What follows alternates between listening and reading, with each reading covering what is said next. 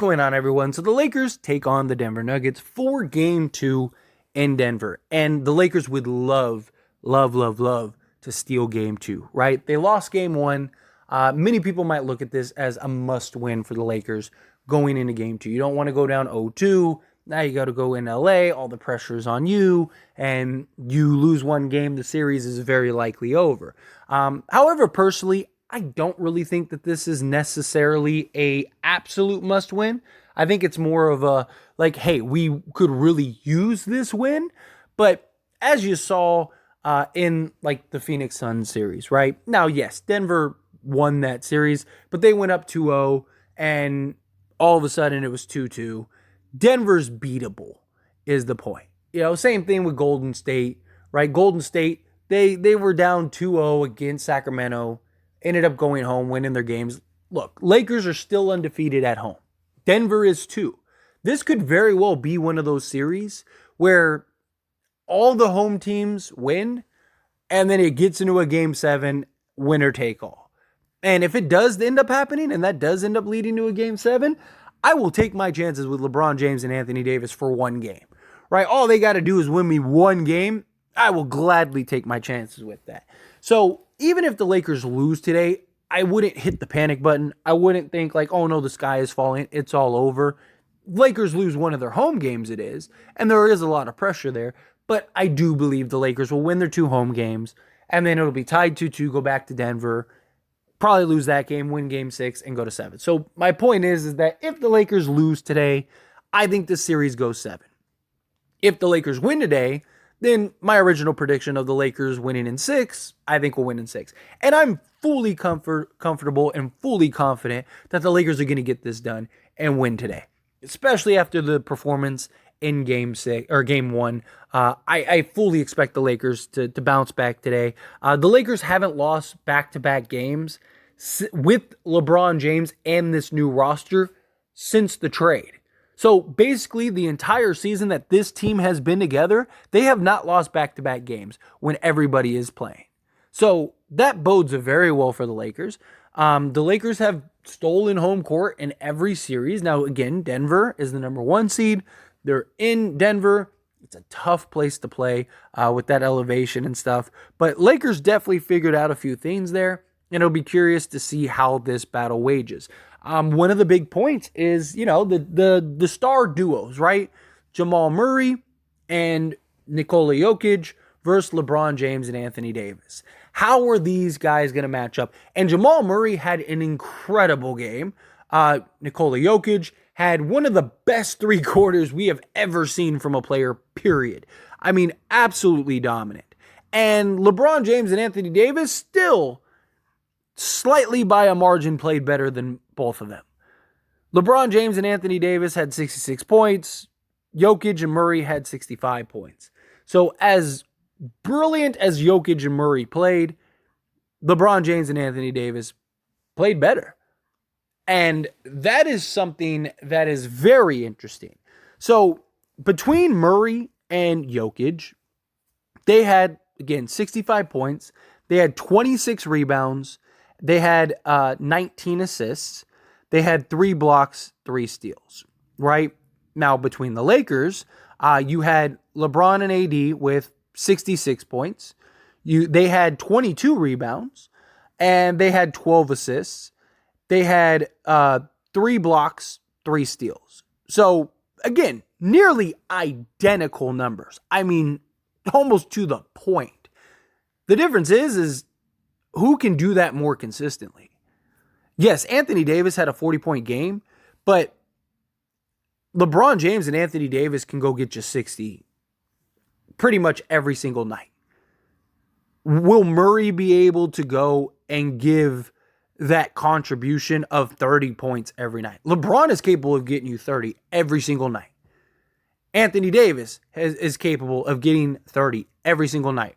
Murray, that's a real question mark. I mean, Murray shot the lights out and gave you 31 points. Jokic, I fully believe Jokic could go get 30, 35, 12, and 12, right? I have no doubts, no questions about that. But can Murray stay and keep pace with LeBron James, right?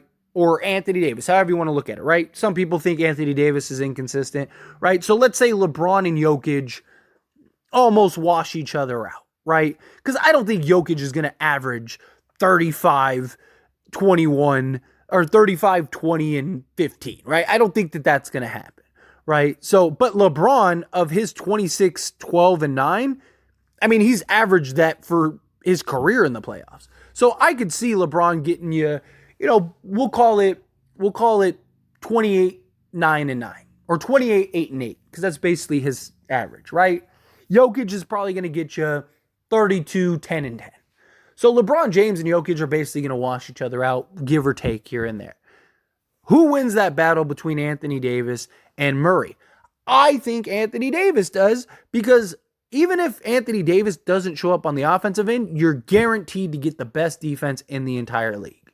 If Murray doesn't show up on the offensive end, you have a liability. And we've seen him be a liability at times. This is also really going to boil down to the role players. The Lakers are far deeper. But we only had 2 guys score off the bench, and Rui Hachimura was 17, who was great. Lonnie Walker was 6. He was 2 of 6 from the field, 2 of 4 from 3. And then outside of that, Dennis Schroeder didn't show up. D'Angelo Russell didn't show up. That doesn't bode well, right? That's not a good look at all. Schroeder had 6 points, 2 of 3 from the field. D'Lo, 8 points, 4 of 11 from the field. It's not going to cut it, right? Austin Reeves, brilliant. I expect Austin Reeves to continue to play this way. Rui Hachimura, brilliant. I expect Rui Hachimura to continue to play that way. Why? Because those have been the 2 most consistent guys for the Lakers all playoffs, and they have continued to do that series after series after series. So for them to maintain 17 points per game basically each, I have no doubts in my mind that they're going to be able to continue that. Now, when you look at the Denver Nuggets, you had Pope with 21 points. Is he going to be able to maintain 21 points? You had Michael Porter Jr., who shot 50% from the field with 15 points. Is he going to be able to continue to shoot 50% from the field? Bruce Brown shot 56% and gave you 16 points. Is he going to continue to be able to do that? Right? Like, that's the difference. Like, Austin Reeves, he's going to go get you at least 15 like clockwork every night. Rui Hachimura, is going to get you like 15 like clockwork every single night. There are question marks with some of the role guys for Denver. On top of that, is D'Lo going to continue to play this poorly? He's been very hot and cold, but he's shown up, 3 games a series. I expect that from D'Lo. Then all you need is Schroeder and Walker to show up another game, and then there you go. You win 4 games, right? But in general, the role guys have to step up. Have to. We can't have D'Angelo Russell shooting 0 of 3 from 3 and 4 of 11 from the field. Credit to D'Lo. After game 1, he stayed on the court, and after the game, continued to get shots up to try to get back in a rhythm. Hopefully that translates into game 2. Dennis Schroeder needs to be more aggressive. They don't have anybody that can guard him. Get to the basket. Denver has the worst rim protection in the entire league. Get to the basket. Quit playing around. LeBron, I expect to continue to be great. Anthony Davis, I continue to be great. But we need more than just those 2.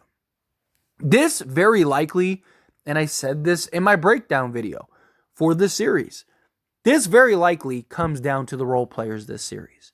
Because I think in many ways, Anthony Davis and LeBron James are going to wash out Jokic and Murray. You might have a game where Jokic and Murray win. You might have a game where LeBron James and Anthony Davis win. But I think when all is said and done and you look at like their combined stats with LeBron and AD's combined stats, I think it's going to be pretty close. So that means the Denver Nuggets have Gordon, Pope, Porter, Green, and Brown. Basically 5 guys that they have outside of their big 2 that the Lakers have to outperform. And their 5, you look at us, and you have Austin Reeves, Dennis Schroeder, D'Angelo Russell, Rui Hachimura, Lonnie Walker, Jared Vanderbilt. We also still have Malik Beasley, Troy Brown. Seriously, I think the Lakers role players are better in this series. And I think that they have advantages in this series. But they have to perform to that level. If they don't, then you're not going to win the game. It's that simple, right? But I do expect the role guys to pick it up. Denver they're no joke, right? They are an incredible offensive talented team. All 5 guys are a threat on the court. Lakers, again, really seem to figure out some things. We'll see what translates into game 2. Denver's going to make some changes themselves. I'm expecting the Lakers to show up and beat this Denver Nuggets team and hand them their first loss. If they do, they are in full control, and I wholeheartedly believe that they win this series in 6 games. I said that they would lose game 1. Go back, watch my video. Even the video where I said if the Lakers win game 1, this series is over. The reason I made that video, like I said in that video, is because I didn't think the Lakers would win game 1. I thought they would have to get acclimated. They'd have a little bit of a rough game, trying to get their legs underneath them. I expect them to bounce back and win game 2. But if they did win game 1, I thought the series would be over quick, because that means the elevation and everything and all the advantages that Denver has wouldn't have been an advantage. And you can make an argument that that was almost the case, and that maybe this little home court advantage that they have might not be that much of an advantage at all. But if you're the Lakers, you have to expect that all of Denver is going to show up. All of them. Right? You have to. You have to expect that. And so if you're the Lakers, you have to show up. Right? You have to play game in and game out. We have so many of these inconsistencies, right? One game, it seems like we just don't even show up. Next game, we look like the best team in the league that can't be beat, right? The Lakers just look unstoppable and blowing teams. I mean, every series, it's like Lakers win handily game 1, get blown out in game 2, blow out the other team in game 3, tight game 4, get blown out game 5, blow them out game 6. It's literally been the pattern every single game. This series, I'm expecting tight game 1, Lakers win game 2, blow out game 3, Lakers blow out game 3, and then tight game 4, Lakers close out because I trust them to close better, and then go back to Denver, probably get ran out the gym, close out in LA in game 6 in blowout fashion. That's kind of how I'm seeing this series go. And that's how I think this series is going to go. But again, we have to be locked in. We have to be focused. Anthony Davis has to show up night in and night out, which I think he will. Because look, Denver's defense was atrocious, right? Like, here's the thing. A lot of people I've seen, oh yeah, Denver's not going to shoot that way, blah, blah, blah, blah.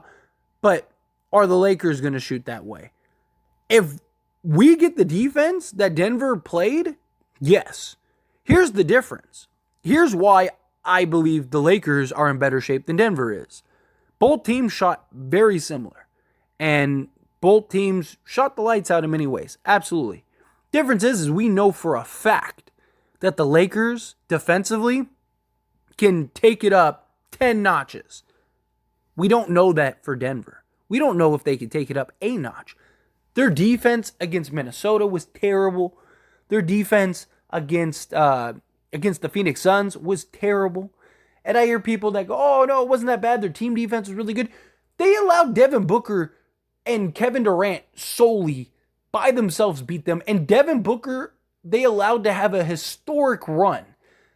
The Lakers made Anthony Edwards look like he wasn't even on the basketball court. And Anthony Edwards was averaging like 30 against Denver. I mean, it's not even comparable. Like, the Lakers, we know can lock in. Will they? That's the key. Consistency. That's been the big problem with this Lakers team. You see it with Boston too, right? Like, Boston is so inconsistent. Like, they just lost to Miami, and then they'll probably blow up Miami in game 2. Difference is, the Lakers are the road team, and Boston was the home team, right? And I hope Miami beats Boston, but It's just you have several teams that are just super inconsistent, but the Lakers need to be one of those teams that break that slump, get back to consistency. That's really key. That's really important. But anyway, as always, this is a discussion, so I pass the question on you. Let me know your thoughts and opinions down in the comments below. What do you think? Think this is a must-win? Do you think it's not? Do you trust the Lakers to get it done? However you feel, whatever your thoughts are, I'd love to hear it. Let me know down in the comments.